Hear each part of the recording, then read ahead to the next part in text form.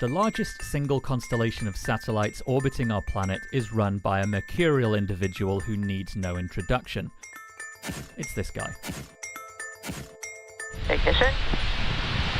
And liftoff. Go Falcon. His company, SpaceX, operates Starlink, whose fleet of satellites beam high-speed internet from the sky to about 2.5 million people in places like this. Rural communities, or out at sea, or living the van life, or on a battlefield. It achieves this by maintaining a vast relay network in low Earth orbit. That's the area higher than a jetliner, but below a GPS satellite.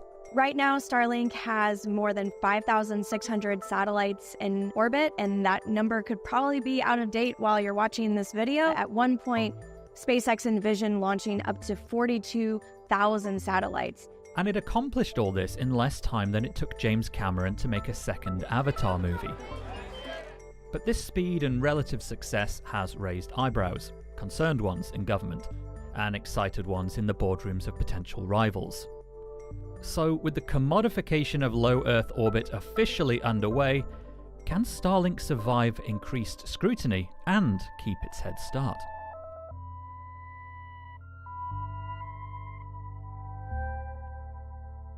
The story of Starlink is one of rapid innovation. It's essentially a company trying to disrupt a somewhat complacent marketplace with an entirely new idea and a new ambitious model for providing internet coverage. It's also a story that necessarily starts with SpaceX, and hence Mr. Musk himself. SpaceX has been going nearly 20 years now. Starlink as a concept was first mentioned by Elon in 2014, and in 2015 the plan really started to be developed in terms of building the satellites. 4 years later, the first 60 were in the air, and now there are 5,000 globally. That's fast, and speed's kind of Starlink's thing. Customers can get set up in minutes, and download speeds, although known to fluctuate, are on par with a basic fiber optic connection from your local ISP.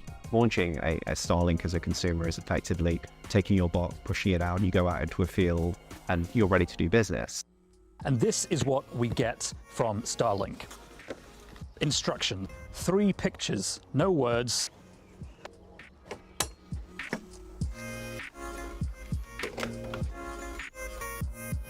This side is Starlink, going up to space and back. This side is the fiber broadband. So Starlink is more than twice as quick on the download, and on the upload, about the same. At 6 years old, Starlink's a relative newcomer to the $138 billion satellite services industry, which for decades has relied on satellites in geostationary orbit. The disadvantage with these kinds of constellations is that these geo satellites are massive. They're built to be the size of buses, and they take years to develop and build, and then years to launch and operate, and they can be quite expensive.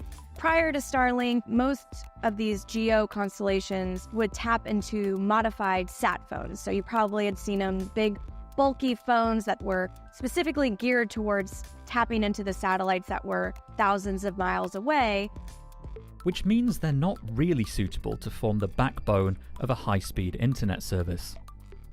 Starlink, in contrast, actually sits in low Earth orbit. The reason you do that is you reduce the latency speed, and latency is the time it takes for the data to move between the satellite and the Starlink terminal on the ground. It's similar to why your smartphone's 5G speeds tend to be faster the closer you are to a cell tower. Using satellites instead gives Starlink a first-mover advantage. And of course, being the child of a rocket company doesn't hurt. They own their own rocket, and that is just kind of a straight shot to orbit to get their Starlink satellites where they need to go. Starlink does have that advantage for potentially bringing in more revenue for a company like SpaceX that is limited when it comes to the kinds of customers it can advertise to for its Falcon 9 rocket launch.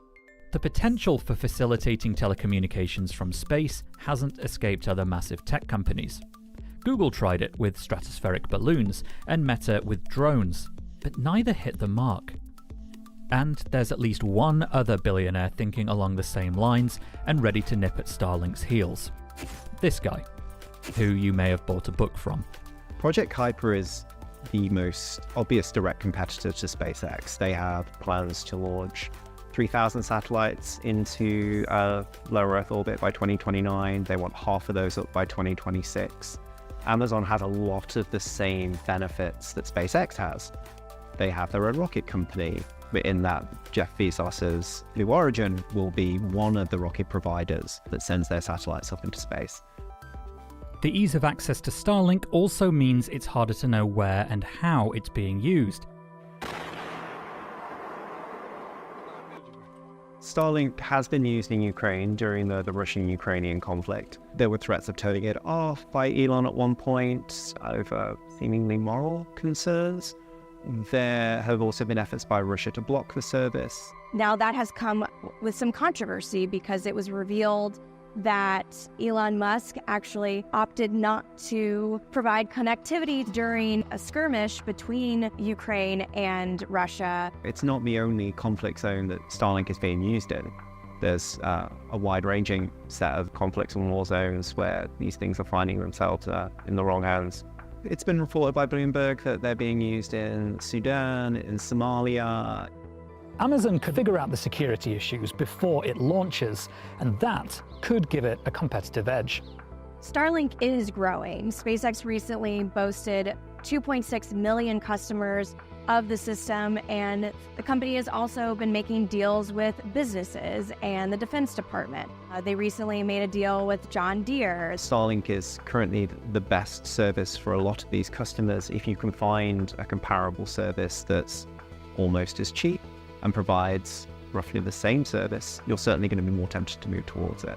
SpaceX and other companies pursuing global satellite internet have espoused the potential marketplace. There are potentially billions of people that are unconnected by traditional internet right now that could tap into this system.